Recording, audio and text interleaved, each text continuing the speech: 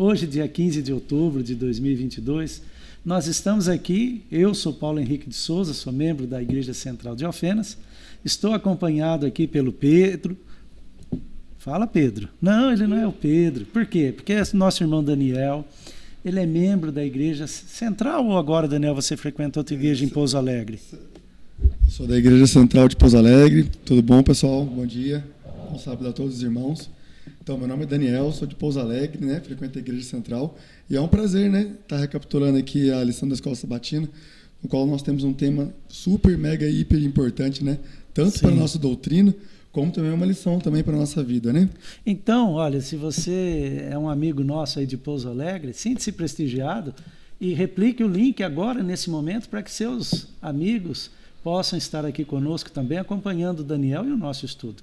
E também aqui a nossa irmã Anaína, que é membro aqui da Igreja Central de Alfenas. Bom dia, feliz sábado, Anaína. Bom dia, feliz sábado. É um prazer estar aqui com vocês hoje, né? Para a gente poder recordar essa lição, né? Que nós estudamos, recapitular um estudo muito importante para a nossa vida cristã.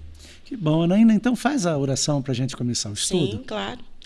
Querido e amado Deus, muito obrigada, Senhor, porque o Senhor tem cuidado de cada detalhe de nossas vidas. Amém, Senhor. Gostaríamos de pedir que o Senhor possa enviar Teu Santo Espírito para que possamos recapitular o que aprendemos na lição da Escola Sabatina. Amém, Pai. Nos ajude, Senhor, a colocar em prática esses ensinamentos e ajudar também as outras pessoas que ainda não conhecem sobre essas verdades bíblicas tão importantes nesses últimos dias. Nos dê sabedoria, em nome de Cristo Jesus. Amém. Amém. Bem, nós estamos então aqui com uma nova rodada de lição, essa é a terceira que nós estamos recapitulando, elas começaram no dia 24 de setembro à tarde, né, com a lição número 1, e essa nossa terceira lição, ela vem falando sobre algo que é fundamental, porque existem perguntas, né? Quem eu sou? Da onde eu vim? Para onde eu vou? E aqui fala, entendendo a natureza humana. E você que nos acompanha, se você puder... bom dia, boa tarde, boa noite, né? Afinal de contas, não sei o horário que você está nos vendo, se é ao vivo ou não. Mas se não for ao vivo, você pode dar um pause e abrir a sua Bíblia em Gênesis capítulo 2, verso 7, aonde nós lemos: Então o Senhor Deus formou o homem do pó da terra e lhe soprou nas narinas o fôlego da vida. E o homem se tornou alma vivente, um ser vivente, né? Daniel e Anaína, o que vocês gostariam de falar conosco? Porque eu acho que esse é o primeiro verso que trata sobre a nossa existência, o nosso ser, né? E aí ele já nos atribui uma nomenclatura, alma vivente. Só depois que os olhos abriram, os olhos começaram a enxergar e um ser consciente, então, se deu conta de uma existência. Fique à vontade. É interessante nesse verso, que eu acho assim muito especial, é que a gente vai ver na parte mais para frente que Deus ele formou tanto o homem como os animais, né, do pó, né, vieram do pó da terra. Mas o homem ele esteve ali ativamente no processo, né? Ele colocou a mão na massa, ele formulou o homem ali com as suas próprias mãos, né? E depois ele veio e soprou o fôlego de vida. Então, antes de ter o fôlego de vida, sem o fôlego de vida que Deus deu, o homem era apenas um boneco formado, né? Ali do pó da terra. Então, é importantíssimo a gente entender que Deus é o dono da vida, o doador da vida. E sem ele permitir que o ar entre e saia, nós viramos bonecos e voltaremos ao pó da terra. Daniel, que era a sua contribuição. Eu vejo aqui a fórmula da vida. Né? Uma belíssima fórmula da vida, né? Deus vai e cria o boneco de barro com suas próprias mãos, né? Isso nos faz totalmente diferente de todas as outras criaturas que Deus já fez, né? Se nós começarmos a ver em Gênesis, né? Deus fala e simplesmente é criado, né? O Bará de Deus, né? Ele simplesmente fala e cria. E conosco não. Conosco ele fez diferente, né? Ele foi lá, pegou, formou o boneco de barro e aí ele soprou o fôlego de vida, né? E a fórmula e exatamente a fórmula da vida, né? Boneco de barro, mais fôlego de vida, é igual a alma vivente, né? O Nefesh Hayah. Ou seja, não tem como ter alma tirando uma das duas outras coisas que somam anteriormente, né? Então, não tem como sair disso aqui. Às vezes a pessoa fala assim, o homem tem uma alma, né? Não, o homem não tem uma alma, é uma alma, porque é justamente uma conclusão da somatória do boneco de barro mais fôlego de vida. Justamente. Né? Eu acho que, às vezes, eu acho que a confusão começa quando a gente para de olhar o óbvio e o que está claro e começa a fantasiar e a criar, né? Em nenhum momento um comentário pejorativo para quem pensa diferente, né? Desculpe o termo fantasiar, se ele soou como pejorativo e ofensivo, mas eu digo assim, começa a construir entendimentos onde não há necessidade disso, já está claro. E avançando então nessa discussão, que é a parte de domingo, um ser vivente, onde nós vemos que tanto o ser humano como os animais foram criados da terra.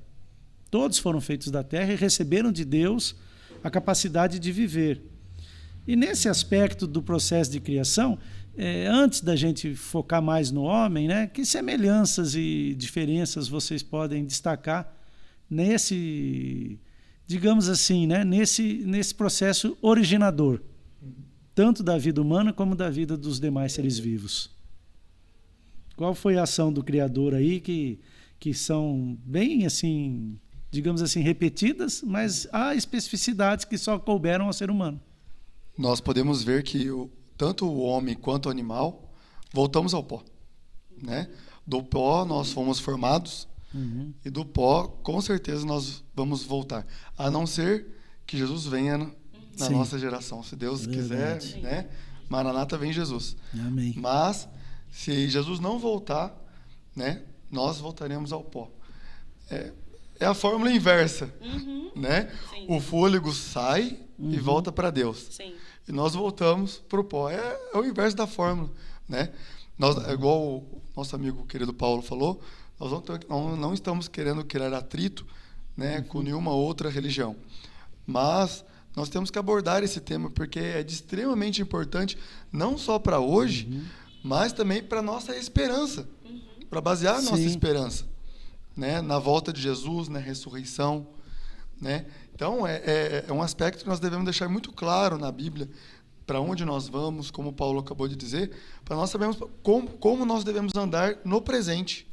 Sim. Sabe, meninos, quando a gente para perceber como nós fomos criados, os seres humanos, a gente começa a perceber como nós somos amados por esse Deus, né? Se a gente for ver a semana da criação, tudo se criou pela palavra de Deus, né? Sim. Mas o homem e a mulher foram formados pela mão de Deus.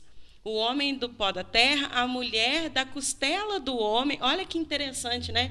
A primeira cirurgia, digamos assim, que foi feita, foi realizada. Então, a gente percebe o tamanho do amor de Deus por essa criação que somos nós. Então, nos enche de esperança e de alegria de saber que mesmo a gente aprendeu na lição do trimestre passado, né, sobre os crisóis da vida, né, mesmo passando por dificuldades, por problemas, nós sabemos que nós temos um Deus que nos ama e que nos criou a sua imagem e semelhança. Então, essa é uma bênção muito grande nós sabermos disso. Nos fez diferente também, né? Sim. Porque, sim, criou todos do barro, mas os animais, ele os criou macho e fêmea e pronto. A espécie humana não, ele cria Adão, deixa Adão sentir o que é ser sozinho, dá um sono para Adão, cria a Eva com as suas mãos, ele não criou nenhuma outra fêmea com as mãos, só a Eva. Só a Eva. Só a humana que ele cria com as mãos. Acorda o Adão e fala para ele, aí Adão, acabou a solidão, tá aí. Por quê? Porque você vai ser como a mim, eu te fiz a minha imagem e semelhança. Você vai valorizar a interação, Sim. Você vai valorizar a companhia, você vai valorizar amar e ser amado, né? Isso a gente vê que é um fato que se destaca. Fora também, querido irmão Paulo, que Deus também criou a imagem e semelhança. Sim. Né? O único criado à imagem e semelhança. Pensa bem, né? Eu vejo muito assim, um Deus de glória, mas onde o amor sobrepõe a glória de Deus. Sim. Né? Porque é muito amor, né? Se você for pegar algumas religiões orientais, até algumas ocidentais, onde existe um grau de politeísmo, nós podemos ver que sempre o Deus ele fica num alto do monte, ou nos céus, ou em outros lugares, né? Mas ele é inacessível e ele ama o ser humano até um limite. Mas nós temos um único Deus que sacrifica por nós. É o único Deus de todos os outros deuses que os outros acreditam, né? Que ele se sacrifica por amor. Ele deixa a sua glória por amor de mim e de você. Sim. E ele é um ser único, né? Eu digo assim, a Trindade é um ser único. Não existe uma existência de Deus de uma outra forma além daquela que ele é. Talvez isso já fosse um indicativo. Se nós formos a imagem e a semelhança dele, nós só existimos da forma como ele nos fez. Matéria e o dom da vida, o sopro da vida. Tanto é que se você nos acompanha, como eu disse, né, se está ao vivo, seja ágil aí. Mas se você nos acompanha, dá um pause, abra a tua Bíblia no livro de Ezequiel, capítulo 18, verso 4. Porque agora nós vamos explorar mais esse tema. O que é ser um ser vivo e o que é ter uma existência, né? Aqui na minha Bíblia eu leio Ezequiel, capítulo 18, verso 4. Eis que todas as almas são minhas. Bom, até aqui, o que isso quer dizer, né? A alma que está no céu, a alma que está na terra. Não, mas Deus é sempre claro, né? Então ele prossegue. Todas as almas são minhas, certo? Isso está posto aqui, né? Como a alma do Pai, também a alma do Filho é minha. A alma que pecar, essa morrerá. Olha que frase interessante aqui da Bíblia. Como assim a alma que pecar, essa morrerá? A alma não é aquilo que sai quando a gente morre? Como é que ela morre de novo, então? É o famoso tiro no pé dos imortalistas da alma. Né? Porque se a alma não morre, e aqui diz que a alma que pecar, essa morrerá, seria um tiro no pé, né? Sim. A palavra alma no Novo Testamento, no grego, né, é traduzida como psique. Né? E ela exerce várias outras formas consonantais, né? Outras palavras que podem ser ditas justamente para derivar essa palavra da alma, né? Pode ser vida, por exemplo, né? Tanto pode ser essa palavra psique também pode ser até um sentimento, um repositório de sentimentos. Também é colocado também no Novo Testamento.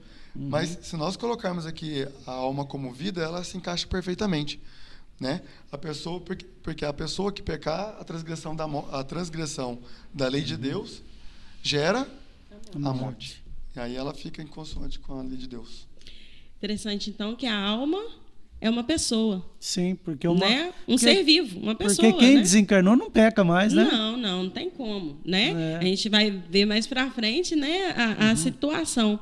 Mas quando a gente vê que a alma que pecar, essa morrerá, eu achei interessante no verso 20 que fala que um não pode pagar pelo outro. Sim. Então, se o pai peca, ele que vai pagar. Se o filho peca, ele que vai pagar. Então, assim, cada um de nós vai pagar pelos próprios pecados. Na verdade, Cristo pagou por nós. Sim. E aí está a graça, né? A graça de Cristo. Então, esse verso ele é bem claro. E quando a gente fala sobre pecado, não é que Deus ele se afasta de nós. É que nós nos afastamos de Deus. Então, quando a gente peca, a gente se afasta de Deus. E cada vez que a gente peca mais, se afasta mais ainda. Né? E não existe vida sem o doador da vida.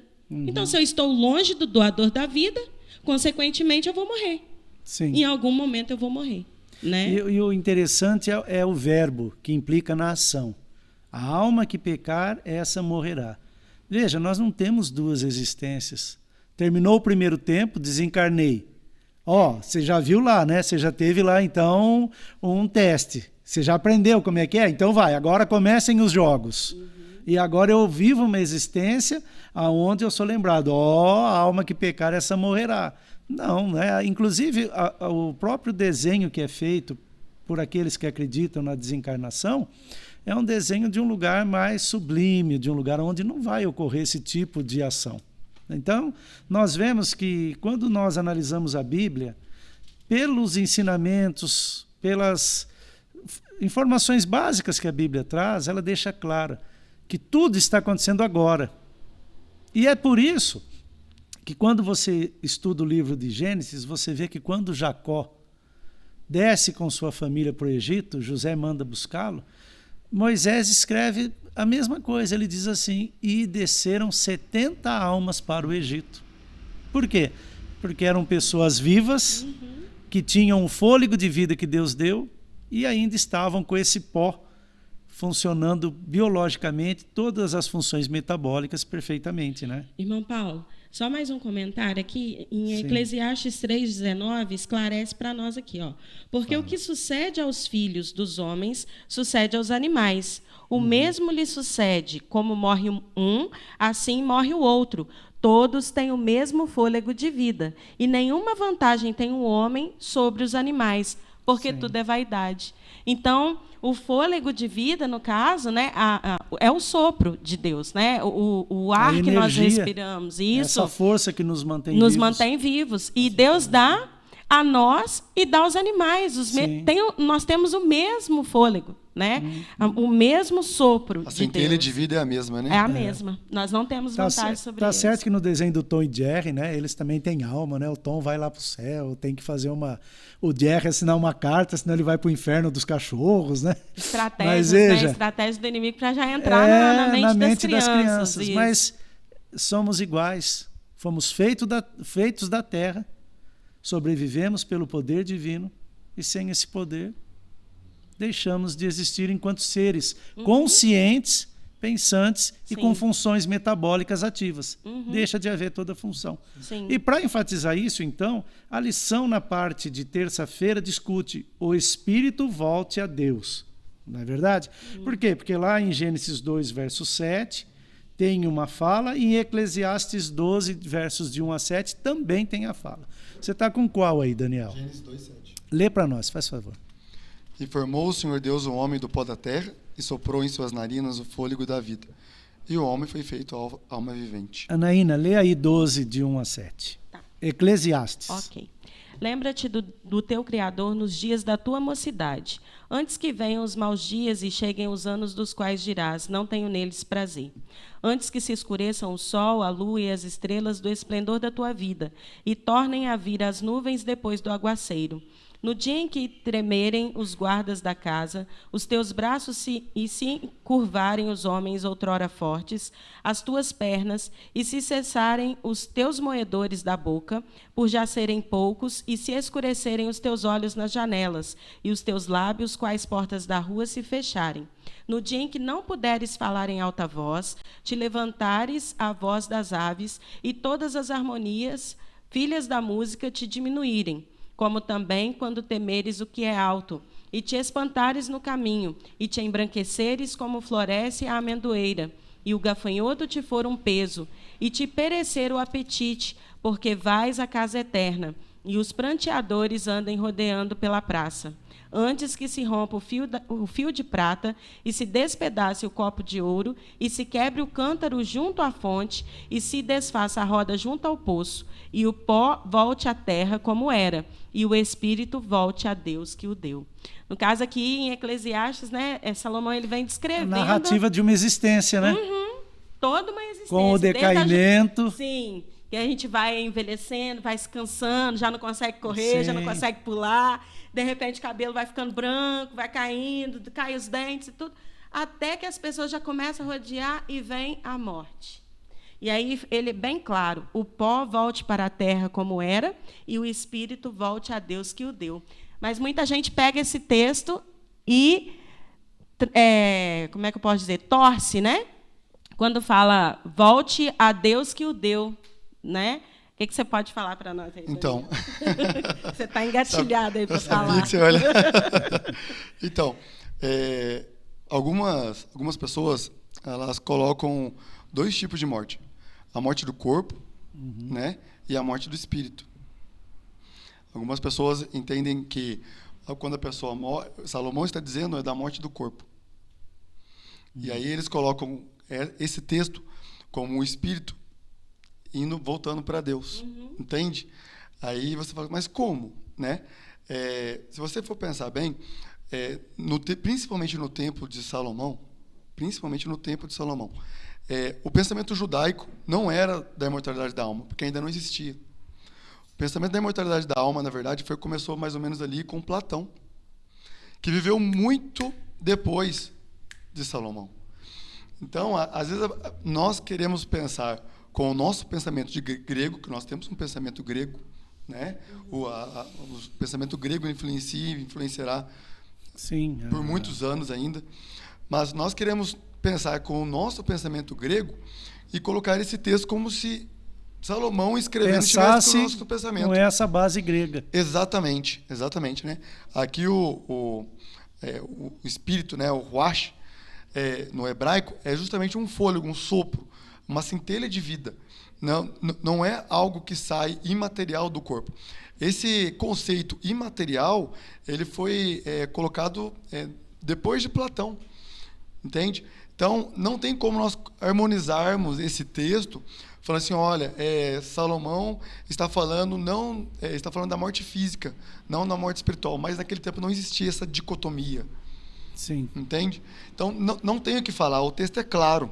Né? Da maneira como nós lemos, com o pensamento hebraico de Salomão, nós conseguimos ler perfeitamente, sem sombra de dúvidas. E cuidar sempre quando as coisas estão claras. Olha, vamos admitir a palavra portuguesa, o espírito. Esse é o problema. O português tem essa dificuldade. Ele é muito rico em verbos, mas ele é muito pobre em vocabulário. Então, vamos trabalhar. Mas, olha, atentem, o espírito volta para Deus que o deu. Então não é um espírito do Paulo, não é um espírito da Anaína, não é um espírito do Daniel. Se ainda a pessoa quiser teimar, não, mas está falando aqui o espírito. Sim, mas está dizendo que o espírito volta para Deus que o deu, ou seja, é dele, reincorpora nele, não é? O poder é dele. Às vezes a coisa está tão simples, tão clara assim, as pessoas teimam em não enxergar. Eu volto para a fórmula de vida que a gente leu lá em Gênesis 2:7. Boneco de barro, sopro o fôlego de vida, que é o ruach, alma vivente. Pronto. Perfeito. Volta para Deus. E veja, hoje as pessoas ensinam que tem purgatório, que tem paraíso, que tem inferno. E a Bíblia, se ainda fosse assim, a Bíblia estava dizendo o quê? Que volta para Deus, se reincorpora nele, né? Se soma na sua força vital que sustenta todo o universo. Não é verdade? E para talvez deixar isso mais claro, o pastor Alberto Tim, um brasileiro que escreveu essa lição, né? Temos o prazer de conhecê-lo. Então ele prossegue aprofundando o estudo com a quarta-feira, onde se discute o quê? Os mortos não sabem nada. Para deixar claro, não há uma existência, não há um segundo tempo, não há uma prorrogação. A existência está aqui, não é verdade? Sim.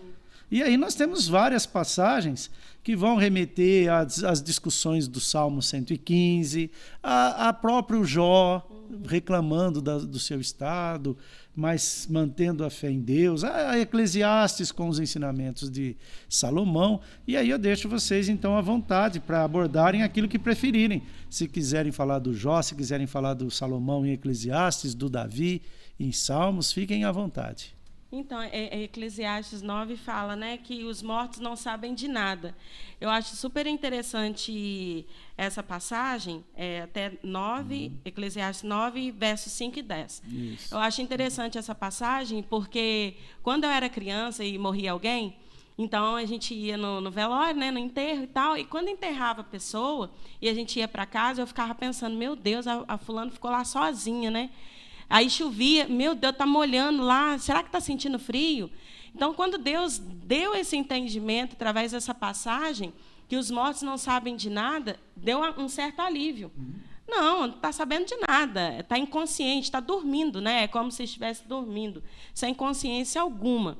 Então, a gente fica mais tranquilo, porque você imagina uma pessoa, uma mãe, vamos supor uma mãe, muito zelosa e tudo, e ela vem a falecer. E aí ela vai para o céu. E lá ela tem a consciência de tudo que está acontecendo, tem a ciência de tudo que está acontecendo com os filhos. E aí a vida dos filhos fica aquela bagunça, o marido desanda também. Imagina que felicidade que essa mulher vai ter. Sim. Nenhuma, ela não vai estar feliz no céu. Porque ela está vendo a desgraça da família prevalecendo dela, na terra. Né? Então, assim, ela não vai ter sossego. Então, Deus, ele é perfeito em tudo. Aí você fica pensando, por exemplo, uma pessoa que tem uma doença grave, extremamente grave, e ela vai ficar ali. Imagine se ela existisse eternamente. Então, a morte, ela dá aquela pausa no sofrimento, né? Que Jó até fala, né? Nossa, quem dera eu não ter nem nascido para não sofrer tanto, né? Então, a morte, ela vem ainda como uma dádiva para que cesse o sofrimento por um tempo. Cesse o pecado também. Sim, sim. Né? Então, assim, nós precisamos ver a morte como um tempo que nós vamos aguardar. Para quem está morto, é um piscar de olhos, né? Para quem está vivo, demora um pouco, né? Que a gente está aí na luta e tudo mais. Mas, para quem está morto, quando Jesus voltar, é como se ele tivesse dormido e acordado. Sim. Né? Agora, o Salmo 115, 17, nossa, que versículo forte. Diz assim... Salmo 115, versículo 17, se você está aí, vamos estudar a palavra de Deus, diz assim, os mortos não louvam ao Senhor, nem os que descem ao silêncio. No versículo 16, o versículo anterior diz assim, os céus são os céus do Senhor, mas a terra a deu aos filhos dos homens. Os mortos não louvam ao Senhor. Eu fico imaginando, né, os imortalistas, como que eles fazem para distorcer um texto mais claro como a água cristalina, né? Porque você morre, vai para o céu e não adora ao Senhor. Como isso, Como né? isso pode ser possível? Pelo menos os justos, né? Sim. Digamos que os maus justos não vão, mas pelo menos os justos, como que eles não iriam louvar a Deus? A hora que eles vissem a glória de Deus... Nossa, é uma coisa E assim. aí entra uma questão também. E os ímpios? Iriam para onde? Então, Sim. Né? mas eu fico imaginando, de vez em quando eu dou umas viajadas, quando a gente começa a estudar a palavra de Deus, e isso é algo, né, muito, muito bom de se fazer. Eu fico imaginando Jairo, já morto 4 dias. Né? E aí Jesus chega e fala assim, volta. Lázaro, desculpa. Lázaro. Lázaro, volta. Aí Lázaro está lá no paraíso, com Deus. E aí, né, toda volta. aquela glória, né, aquele louvor. Sem preocupação por que o Senhor me nenhuma. trouxe para cá? Sabe? Já cumpriu o tempo dele na terra. Aí, de repente, Lázaro sai, e Lázaro volta. Ele abre os olhos, toda aquela terra... Miséria. É uma terra escura. Sim. Né, que se compara no nosso planeta Terra com o céu. Né, e ele volta tudo. E o pior, ele pode ter ainda a oportunidade de se perder. Sim. Né, porque Lógico, porque daí está vivo e agora ele volta para a cena do crime, né? Não no sentido dele ser uma pessoa má, mas sujeito ao pecado. Então, exatamente, sujeito às falhas como Sim. todo mundo está sujeito. Né? A salvação é diária, nós sabemos Sim. disso. Né? Uma vez salvo, nunca salvo para sempre. Aí imagina, né? Lázaro volta, assim, mas Senhor, você me trouxe de volta aqui, eu estava lá participando da glória de Deus, esperando o Senhor ressuscitar. Né? O céu está todo mundo comovido, esperando o Senhor voltar. E o Senhor me traz de volta aqui para essa terra vazia, fria e moribunda. Sim. Né? E era para ter relatos dele, né? Do próprio sim. Lázaro. Olha, Eu estava lá eu no estava céu, lá, né? mas não houve relato nenhum. Principalmente, né? Lucas. Nem dele, nem dos demais que foram ressuscitados na Sim, Bíblia. claro. Nenhum faz nenhuma alusão a nada. Né? Tipo, Verdade. Lucas, por exemplo, né? Nós sabemos que o Lucas ele não foi um discípulo de Jesus. Sim, ele foi alguém que agregou depois. Alguém que agregou depois e foi entrevistando E as pessoas. pesquisou e deixou... É um grande pesquisador Sim. que nos trouxe o Evangelho de Lucas, mas ele também não cita, ele poderia ter citado, olha, mas calma aí, o que aconteceu com você? Não, eu estava lá, Jesus pediu para voltar, eu voltei. Não, mas eu acho que acontece o seguinte, Daniel, entra naquilo que você falou. Esse comentário que nós fazemos assim, por que não entrevistou ele? Porque nós somos civilização ocidental com base nos parâmetros e paradigmas gregos. Como Lucas era judeu, eles nem sequer tinham nenhum, digamos assim, nenhum estímulo, nenhuma curiosidade, porque eles sabiam, morreu, acabou. Né? Talvez alguém de hoje que voltasse, seguramente perguntaria para o Lázaro, para aquela menina, para aquele menino que Paulo ressuscitou, para a menina que o Senhor Jesus ressuscitou, perguntaria, né? Para aquele homem que jogaram na sepultura do Eliseu e ressuscitou, sim, né? Também. Se fosse um de nós, voltaria, mas vem cá, fala a verdade, vai. Não tem nada mesmo. Mas para um judeu,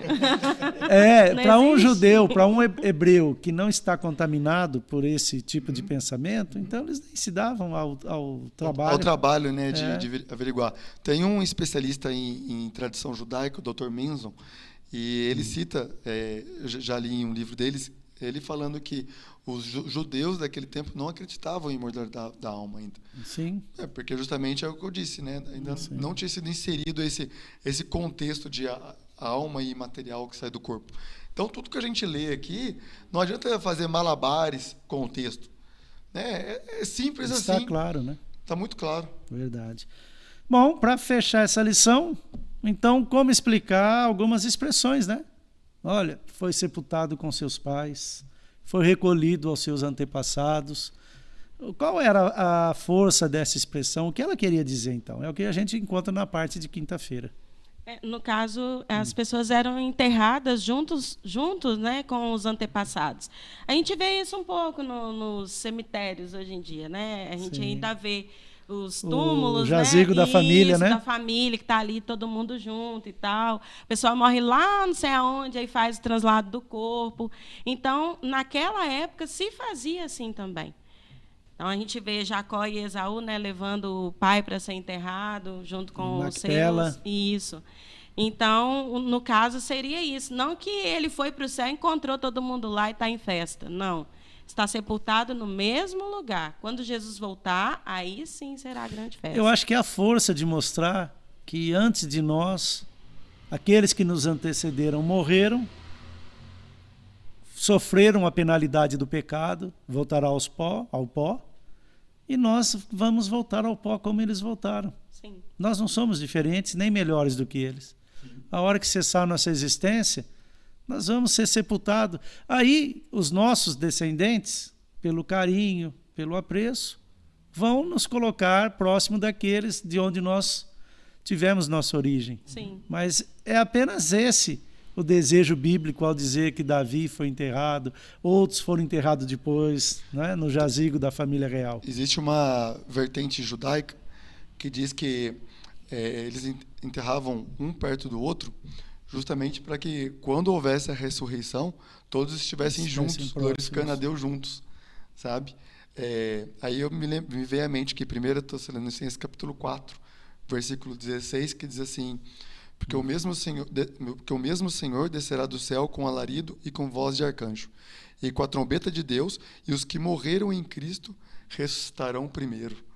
Eu imagino essa esperança de Jesus voltando e você ressuscitando, né, tipo, com seus amigos aqui do lado, com sua família, né, com as pessoas que às vezes, como o nosso amigo Paulo foi para a Itália, visitou o Coliseu, né, as pessoas que morreram juntos ali, todo mundo glorificando a Deus, falando, olha, valeu a pena, né, nós termos guardado a palavra de Deus no nosso coração, porque nós nos reencontramos. Verdade. Né? Olha que bonito essa esperança. Sim, e se tivesse em outro lugar, por que iria ser ressuscitado? Por que já não viria com o Senhor Jesus nas nuvens dos céus? Sim. Por que o próprio Senhor Jesus diz, né? Vai chegar o dia, a hora em que aqueles que estiverem no sepulcro ouvirão a sua voz e ressuscitarão. Não é verdade? Para terminar a nossa lição, na sexta-feira tem um comentário que eu quero ler aqui. Se fosse verdade que as almas de todos os homens passassem diretamente para o céu na hora da dissolução, então poderíamos desejar a morte em vez da vida. Muitos, infelizmente, foram levados por essa crença a pôr fim à sua existência. Quando sobrecarregado com problemas, perplexidade e desapontamento, parece uma coisa fácil quebrar o frágil fio da vida e voar para a bem-aventurança do mundo eterno.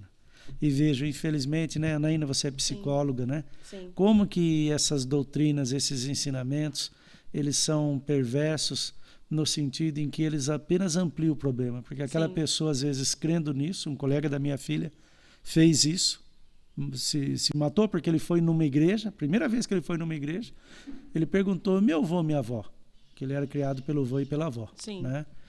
Seu avô e sua avó estão com Deus. Ele chegou em casa, tomou uma overdose de remédios. Quando os coleguinhas encontraram ele, né, Ele falou, não, fiquem tranquilos, eu vou morrer porque eu vou ficar com meu avô e com a minha avó. É melhor com eles do que aqui a vida que eu estou levando. Para as crianças e adolescentes é um perigo muito grande essa doutrina da imortalidade da alma. Porque eles acreditam piamente nisso, né? É algo melhor. Não, eu vou cometer suicídio porque vai ser algo melhor. Eu estou sofrendo tanto aqui. E se quem morreu está bem, por que eu vou ficar sofrendo aqui? Então, a gente precisa tomar muito cuidado, né, com as coisas que a gente prega para os nossos filhos, né, para os jovens, porque, infelizmente, a tendência é mesmo querer fugir do sofrimento e da melhor maneira possível, né? Verdade. E talvez a gente precise passar por aquele momento difícil para aperfeiçoar, né, a vida, crescer. Então, são os crisóis, né, que a gente aprendeu na lição do trimestre passado. Olha, meu amigo, nós temos que parar porque o tempo urge.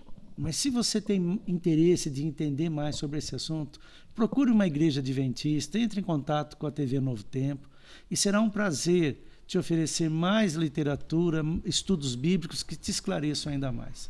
Para nós terminarmos, eu vou pedir para o Daniel que faça uma oração, agradecendo a Deus por esse momento que tivemos aqui. Vamos orar. Senhor Deus, amado Pai, santo, santo, santo é o teu nome.